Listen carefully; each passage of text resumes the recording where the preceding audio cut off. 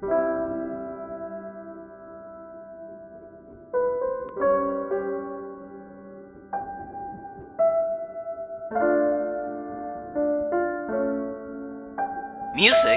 is art, and I'll argue one of the most important parts of art at that. Music is the gates that allow any and all emotions to come out freely at nearly any time, and it can have some pretty powerful messages and use its tempo and beat to make for some great pieces. And I'm pretty sure that other industries quickly caught up to the idea, since now basically everything features music and emotional moments in movies or series can be enhanced with the use of music, whether it will be a summer melody to set in the mood or complete silence to truly set in what just happened in the screen. However, unless music is an essential point of the stories that are being told, sometimes it feels like the OST is mentioned close to null when compared to the visuals or the narrative. And you know what? I absolutely get why. Out of an entire film or show, the score isn't going to matter as much as compared to the story or visual effects. However, at the same time, it is as important as those parts, since some parts of the story just wouldn't hit as hard if the OST wasn't there to piano aggressively at me every time I was watching part 5. Music has become a big aspect of modern culture, and it's no wonder why it has become as big as it is today. However, we are not here to talk about music, we're here to talk about video game music. So, imagine what I told you about music not getting enough credit in the modern world, and multiply that by like 9,000, and you get video game music. No one respects video game music. Like every person I talk to, like 3, react like I slept with their wives if I tell them that I listen to game music. They're always like, that isn't actual music, you now let me listen to music about sleeping with someone's wife. Well, I mean, you can play at that game. If you're a SoundCloud rapper, I want you out of my house. I find the argument of game music not being real music to be silly at best and idiotic at worst. The definition of music is sounds that form harmony and expression of emotion. By that logic, me screaming is music. It generates annoyance from everyone else around me. So in the thesis of this video, you will realize that video game music is no different from others. It has just the same effects with immersing the player, being catchy, giving the atmosphere, and filling the player with a lot of emotion. I mean, this should have stopped being a debate the moment that Frog's team appeared in the Olympics, but I guess peace wasn't an option ever, and we're here, in anarchy. The job of a game is to entertain you, correct? In order to do that, you have to be invested in the world of a game in order to fully enjoy it. Because I would hate being the guy that gets constantly interrupted or is noticing the constant shortcomings of a game while playing, because that takes you out of the experience and lessens the enjoyment of a game. Does it not? Am I the only one that's crazy here? I hope I'm not. Imagine playing Sword and Shield and time stops when climbing ladders, people appearing out of nowhere, or you already know that happens in the game. Don't lie, we all know it. Radical Soda couldn't have explained this any better. In his video about Sword and Shield, he mentions how things like this take him out of the experience, and that's true. Technical hiccups can pull you right back into a real world, and do you want to do that while you're trying to be immersed in your game about catching rats and putting them in illegal cage fighting? Music is the same as music, suddenly stopping. Wait, what? Wait. Alright, so the script says music is the same as music, suddenly stopping or not playing at all. At least stands out as odd, and at worst makes me piss my pants. I'm uncomfortable. What the hell was I trying to say here? Now, how do you necessarily make music immersive into the game world? Well, I think many things actually. Fit the song according to what's happening on screen. For example, Sephiroth's Smash reveal starting to play one when Genyo after Galeem got sliced in two. Make the music part of the canon rhythm games where for the most part the characters are singing or making the music as they go along. Make it dynamic, like how in the Sonic Boost games the music gets distorted when going fast, which is a really cool effect if you ask me. Make the music part of the atmosphere like Metroid Prime. That game's music sounds like ambient and still has a melody. Make the music fit the world of the game, and that is the key to making the music immersive. I feel bullshit that entire point. Or maybe I was speaking facts, I don't know.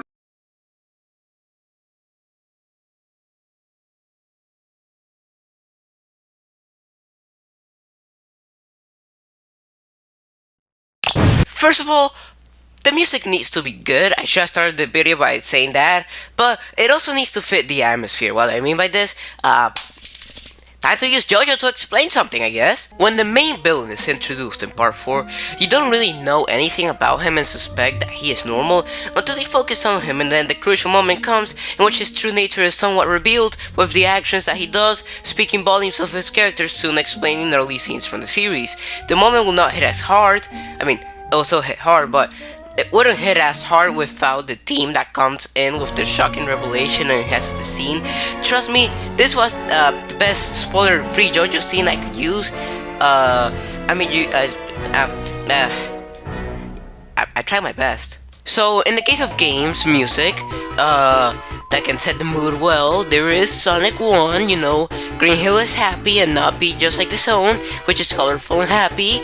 And here in the bad example, the bad kids list, in the I Hate You, we have Sonic Forces, which is first level, not only is pandering to nostalgia, but also doesn't fit the story. The city is getting bombed, the song is serious, and Sonic was gonna pull out automatically since he's gone and help Eggboy in his conquest. Why you do it, Sonic? Don't do that to the enemies, no! The Slime Rancher soundtrack is so great and so relaxing, and not enough people talk about it, and that should be illegal for at least however many minutes are left in this video. To emphasize the calming nature of the game, the soundtrack has quiet melodies that calm the soul and makes me so happy, like I don't know how to describe it. Same goes to Minecraft. Minecraft, for the most part, decides to go with my favorite OST, silence. However, when it pops that tune, that jam be having me cry from nostalgia and then relaxing myself with its soothing nature, giving me the feeling that things will be fine and no matter the struggles, things will be alright. And now, hell. The world is getting invaded by demons. Get Doomguy and the band, rip and tear and jam. What's the atmosphere? Thanks, exhilarating, exterminating demons by the second. Obviously, we don't want calm music in here. We need something hardcore. Music, for the most part, can be used as a storytelling tool, used to set the action that's ahead of the player, a tense life for the scenario, a simple rancher, or a player getting into an adventure. Immersion is making the player invested in this world, and therefore, wanting them to become the very best, Pablo. However, in order to do that, you need to make sure that the game fits the vibe of the game. I messed it up again. How do you mess up the script so many times? It's supposed to make sure the music fits the vibe of the game. I'm done here. I'm done. How do you confuse game with music? How are you so dumb that you cannot write the script correctly? I feel stupid. Man, I am telling you, I don't think Super Mario Sunshine will feel the same if Pianta Village sounded like Meggar and the level sounded like Resident Evil.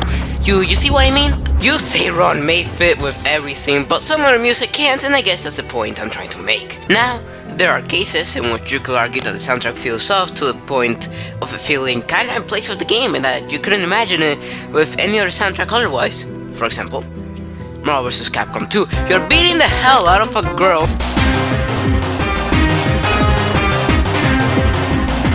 when the music is just jazzy and groovy, while Spider-Man, Ryu, and Tron Bonne are beating the hell out of Mega Man, Wolverine, and Thanos. Memorable moments also come to mind when arguing in the importance of OST in video games, as legendary moments just wouldn't feel the same without a composition playing along it. For example, whenever you find one of the big bosses in Hollow Knight or Metroid, whatever music was playing before gets to lean in favor of the boss music, which is the example of going from 0 to a fucking 10 million in the matter of a night blink. Bosses like Sans and Sephiroth are remembered not only because of how powerful and challenging they were to a player, but also because of how training their teams were, leaving a good impression of the enemies on the player. When Land of the Living Dead pops in Rayman Origins, the first thing that comes to my head is the background music, which effing slaps. Or the final fights in the Sonic games, which are always epic compositions, getting you hyped to kick God in the ass. Moments like this are already good enough, but when the soundtrack gets in, it just hits different every time a hype moment happens in Crow Trader. I feel it, damn it. Woo! Alright, so I'm gonna say this right now.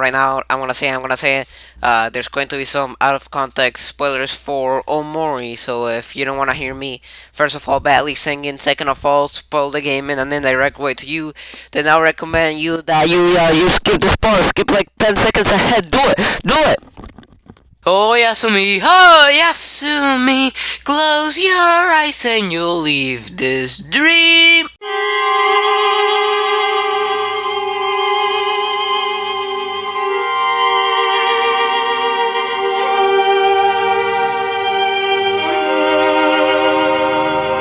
Overall, the thing that solidifies video game music as a real type of music will be emotion, as music is meant to give you emotion, and video game OST does just that.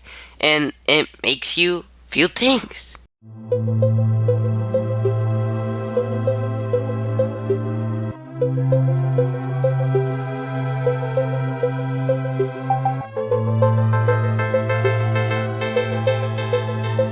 At its core, music are melodies that give the listener a certain emotion. Listening to rock makes you pump and active, jazz may be a little bit more relaxed, and pop will make you groovy, etc, etc, etc. Video games are basically the same song and dance in a different format. They still deliver different emotions to the player because of the moment that is happening in the game, or simply because of how the music is made.